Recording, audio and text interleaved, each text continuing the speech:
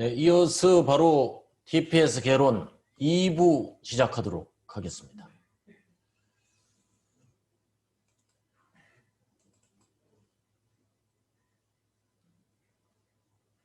자, 파워포인트를 공유를 했습니다.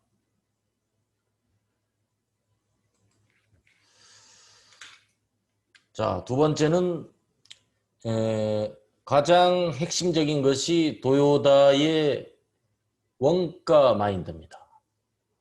과연 도요다는 그 어떤 원가에 대해서 어떤 생각을 하고 있는가를 우리가 아주 주의 깊게 돌아볼 필요가 있어요. 자, 우리가 기본적으로 판매가라는 것은 판매가는 원가에서 적정 이윤을 더합니다. 자, 그래서 판매가를 책정하죠. 이게 원가주의입니다.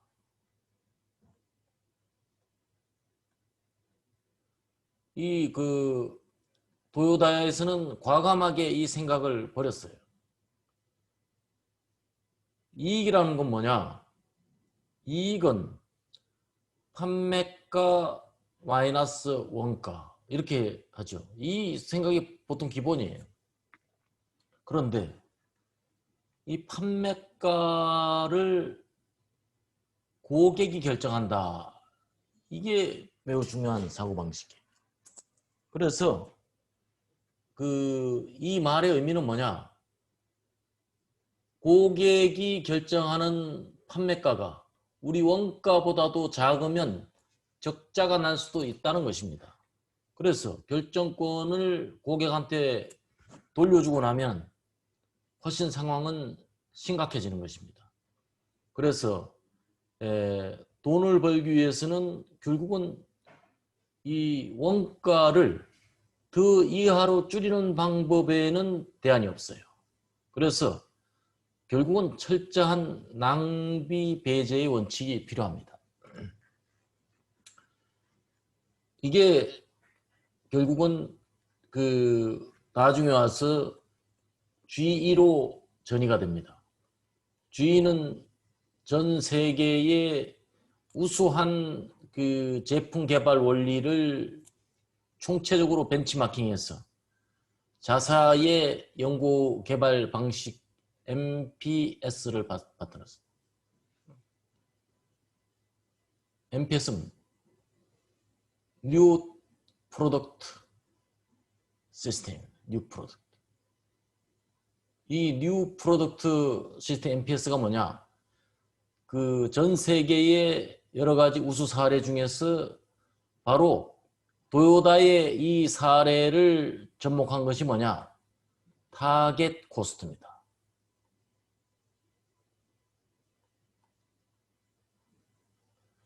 타겟 코스트는 뭐냐? 결국은 고객이 지불 의사가 있는 프라이스가 얼마냐? 이걸 결정합니다. 그 다음에 빼기. 우리 기업이 생존하기 위한 필요 마진은 얼마냐? 자, 그냥 이 두 가지만 딱 산출해냅니다.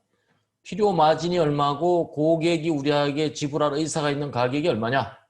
이 두 가지가 결정하면 타겟 코스트가 나옵니다. 그러면 냉장고건 세탁기건 이 가격 이하로 만들어야 되는 거예요. 만들어도 되고 만들지 못하면 안 되는 것이 아니고 만들어야만 생존할 수 있는 원리. 이게 G의 MPS입니다. 그래서 타겟 코스트 원리다 이렇게 이야기를 합니다. 자, 그래서 G2가 E를 도입한 것은 1980년대 이후니까 도요다의 생각은 이거보다 훨씬 빨랐던 거죠. 그래서 아래에 세 가지 방법이 있어요. 어떤 방법이 현실성이 있을 것인가? 제품의 판매 가격을 2배로 올려받는 것이다. 이거 굉장히 해피하죠. 이거 얼마나 좋아요. 그런데 중요한 것은 고객이 이럴 생각이 하나도 없어요. 실현 불가능입니다. 그 다음에 판매량을 2배로 증가시킨다. 야, 이거 가능은 한데 매우 어려워요. 어떻게 갑자기 매출을 2배를 늘립니까? 5%의 원가 절감을 실시한다. 이거 어떻습니까? 여러분 생각에 가능해 보입니까? 이것은 가능해 보인다. 오케이. 그럼 결국은 5% 원가 절감에 도전하는 것. 이게 기업의 그 사고방식이고 특히 도요다의 생각입니다. 다른 것은 불가능하지만 도요다는 원가 절감을 통해서 수익성을 유지하겠다 이런 뜻이 담겨 있는 거죠. 그래서 낭비가 과연 뭐냐? 전부 한 사람 한 사람 생각하는 구조.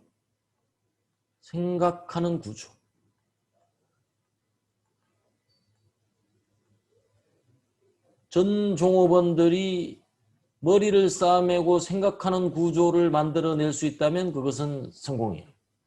그 회사는 반드시 번영할 수밖에 없습니다. 그 다음, 이익을 위해서 결국은 우리가 잡아야 될 것이 낭비입니다. 낭비 중에서 몇 가지 버전이 있어요. 이게 이제 총칭해서 도요다의 낭비 사상입니다. 첫 번째는 낭비스러운 일, 당장 제거해야 될 일입니다. 예를 들어서 일이 없어서 앉아서 대기하는 것. 야, 이게 얼마나 기가 막힌 일이에요. 근데 이런 일 비일비재합니다. 이 회사에서 직원들이 어떤 일을 기다리면서 대기하는 일. 이것은 이루 손으로 꼽을 수도 없을 정도로 많이 있어요. 그 다음에 의미 없는 운반. 이것도 매우 많습니다. 중간 제품의 적재. 중간 제품을 왜 적재해 놓아야 되느냐. 그 다음에 불량품에 대한 수리 시간, 선별 작업 시간. 이거 필요하지 않죠. 그 다음에 2번, 3번 손질하는 것. 이것도 필요하지 않아요. 이게 이제 우리 식스 시그마적으로 하면 COPQ의 아주 전형적인 항목들이에요. 그 다음에 2가지 일은 뭐냐?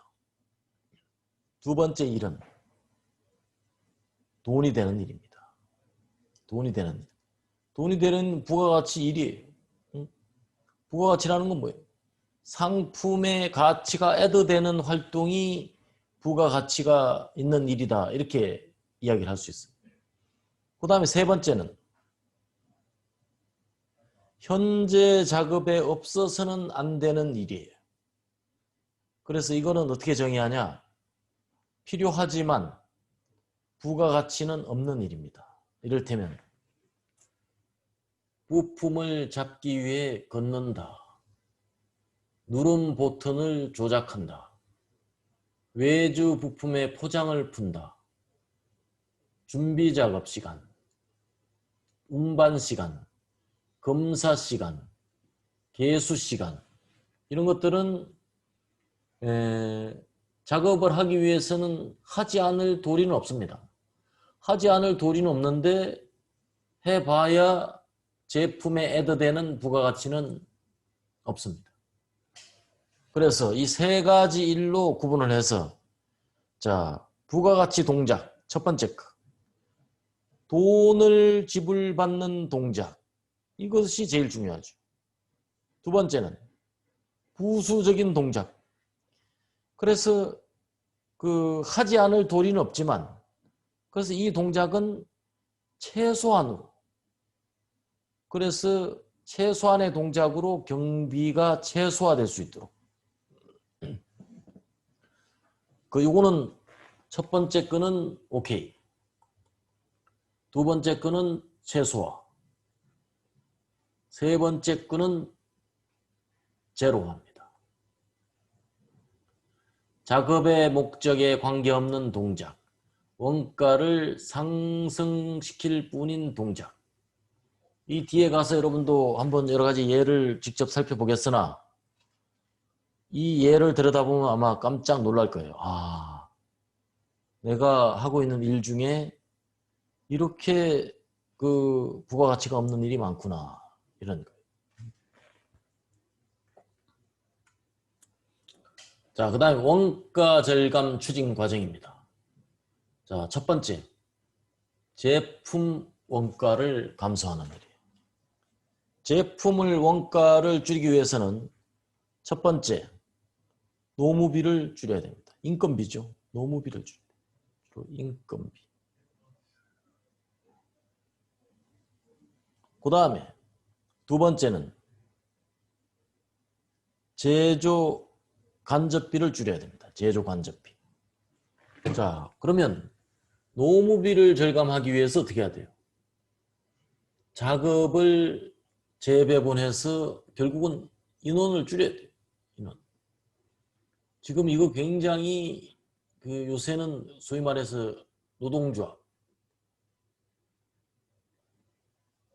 단위 노동조합도 문제지만 그 노동조합을 상회하는 이걸로 하면 이를테면 금속노조가 있어요. 금속노조 밑에는 뭐가 있어요? 자동차 노조가 있습니다.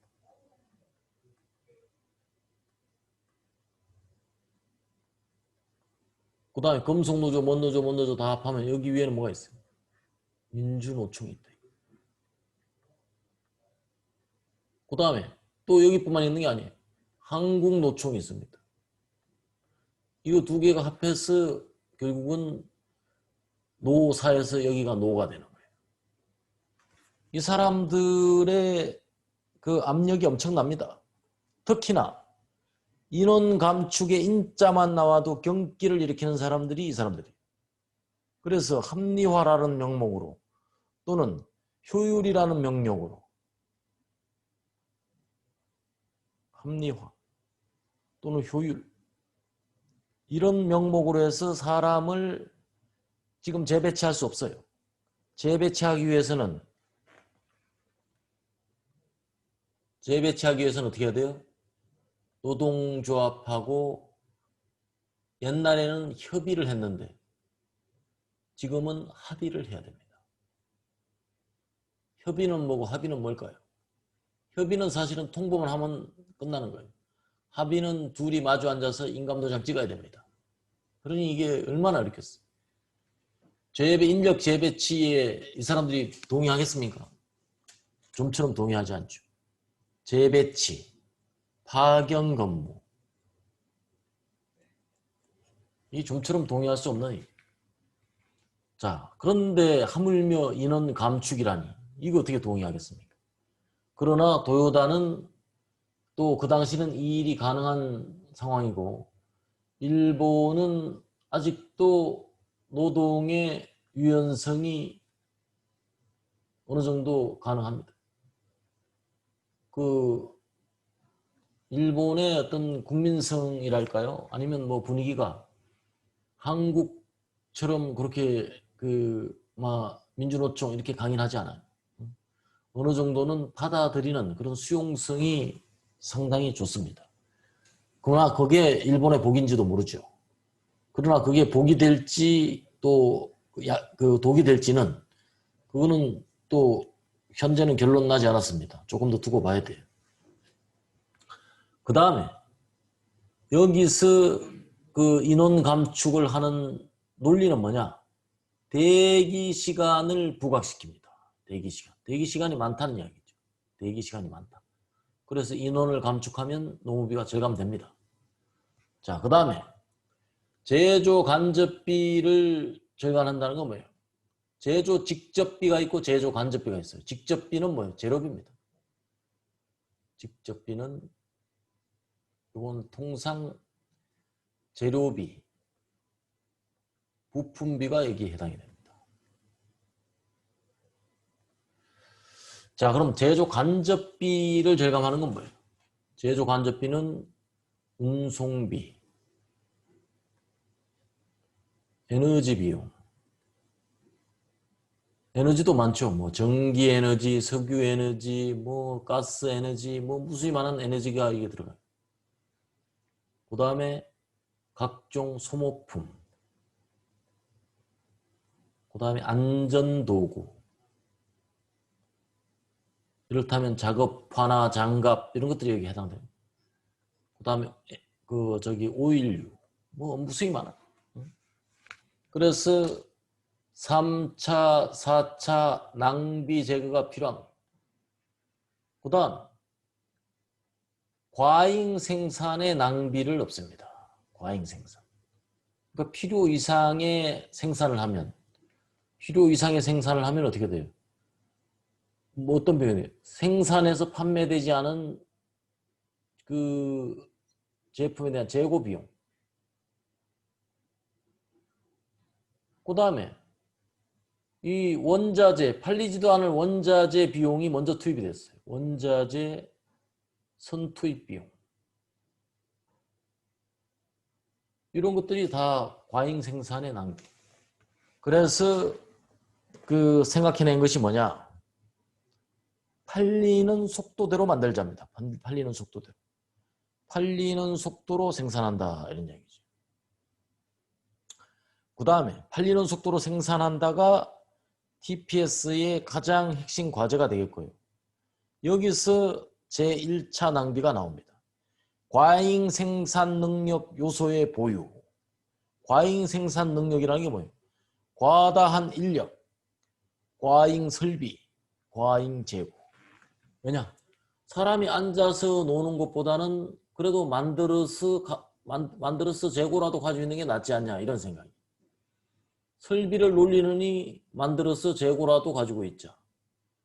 부품이 이미 가지고 있는 건데 그냥 부품으로 가지고 있는 것보다 만들어서 가지고 있는 게 훨 낫다. 이런 당연히 이제 자산에 대한 평가적인 측면에서는 날 수도 있어요. 그러나 궁극적으로는 다 비용에 해당되는 것입니다. 이것이 과잉 생산 능력의 보유가 1차 낭비입니다. 1차 낭비. 자, 그럼 여기서 1차 낭비에 소요되는 원가 명세가 뭐가 있겠어요? 자, 이걸 만드는 데 필요한 불필요한 노무비, 불필요한 상각비, 불필요한 금융비용. 자, 불필요한 노무비. 당연히 이제 노무비가 들겠죠. 여기 일을 하니까, 사람이 투입이 되니까. 기계가 투입이 되니까 감가상각비가 당연히 들어갑니다. 그 다음에 원재료가 투입되니까 원재료를 구매하는 데 필요한 금융비용이 당연히 들어갑니다. 그래서 이러한 불필요한 노무비, 상각비, 금융비용이 투입이 된다 이런 이야기죠. 자, 이것은 당연히 원가 절감, 원가의 증가로 규결이 됩니다. 그 다음, 자, 제2차 낭비가 있어요. 2차 낭비. 2차 낭비는 최악의 낭비가 되는데요. 과잉 생산의 낭비입니다. 과잉 생산의 낭비. 과잉 생산 요소의 보유하고는 또 틀린 거예요. 과잉 생산의 낭비, 지나친 진행. 지나치게 생산 과정이 너무 앞서가 있어요. 앞서가 있으면 3차적으로 다시 낭비가 발생합니다. 뭐냐? 과잉 재고의 낭비. 팔리지도 않을 걸 만들었으니까 과잉 재고가 발생하죠. 과잉 재고를 가지고 있으면 여기서 또 이자 비용이 나옵니다. 이자 비용. 기회 원가가 높아져요. 자, 이건 다시 제품 원가를 상승시키는 그런 결정적인 요인이 됩니다. 그 다음에 제4차 낭비. 4차 낭비는 자, 이 과잉 재고를 보관하기 위한 불필요한 창고가 필요해요. 또 불필요한 운반자가 필요합니다. 당연히 불필요한 운반 설비가 필요하죠. 그 다음에 이 재고를 감시할 만한 재고 관리자, 그 다음에 재고의 품질 관리자가 필요합니다. 또 불필요한 컴퓨터 이용 필요. 이것들이 3차 낭비가 과잉 재고의 낭비인데, 과잉 재고의 낭비는 그냥 이자 비용이에요. 그러나 이것 플러스에서 불필요한 창고 이런 것들은 4차 낭비가 발생한다. 그래서 이런 4차 낭비는 설비 상각비와 간접 노무비가 증대됩니다. 여기서 뭐 창고를 확보하려면 이런 스페이스 비용이 당연히 들어가죠. 운반자에 대한 인건비가 들어가죠. 그 다음에 운반 설비, 지게차 등에 대한 감가상각비가 들어갑니다. 그 다음에 요 사람 재고 관리자의 또 이것도 마찬가지로 인건비가 추가로 들어가요. 그 다음에 이런 불필요한 설비 투자 비용이 들어갑니다. 자, 이런 비용이 4차 낭비고 이것들은 감가상각비와 간접 노무비가 증가가 됩니다. 그래서 궁극적으로는 제품 원가가 정대될 수밖에 없는 이런 상황이에요. 그러니까 자동차 회사가 얼마나 큽니까? 그 엄청난 조직에서 발생하는 각 노무비, 제조 간접비, 이 비용에 대한 하나하나 명세를 파악해서 이와 같이 줄여나가고자 하는 노력은 여러 저항에 부딪히게 돼요. 여러 저항이 뭐예요? 첫째는 사람의 문제는 노동조합하고 당연히 갈등 상황이 벌어집니다. 그 다음에 재고의 운영과 관련된 사항은 또 재투자를 해야 되고 인원이 증가되고 이런 것들도 회사 내부적으로 대단히 여러 이해관계자들의 합의 과정이 도출돼야 됩니다. 비용은 비용대로. 결국은 비용은 자가정식적인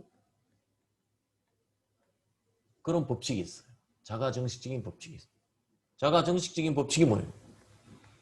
어느 날 총을 누가 혼자 딱 쏘다 보니까 다시 총알이 떨어지면 그 총알이 다시 여기다 장착차고 그러니까 굉장히 불편해요. 그래서 조수를 하나 뒀어요. 조수가 여기서 딱 그 자동으로 막 실탄이 막 들어가요. 그래서 막 엉키지 않게 여기서 손으로 쫙 펴주면서 그냥 다다다다 그냥 자동으로 막 쏘면 되는 거예요. 둘이서 이렇게 총을 쏘다 보니까 또 한참 쏘다 보니까 여기 총 갖다 놓은 총알이 다 소진했어. 그러니까 누가 총을 배달해서 좀 주겠다. 첫 번째는 사수, 두 번째는 조수가 있었죠.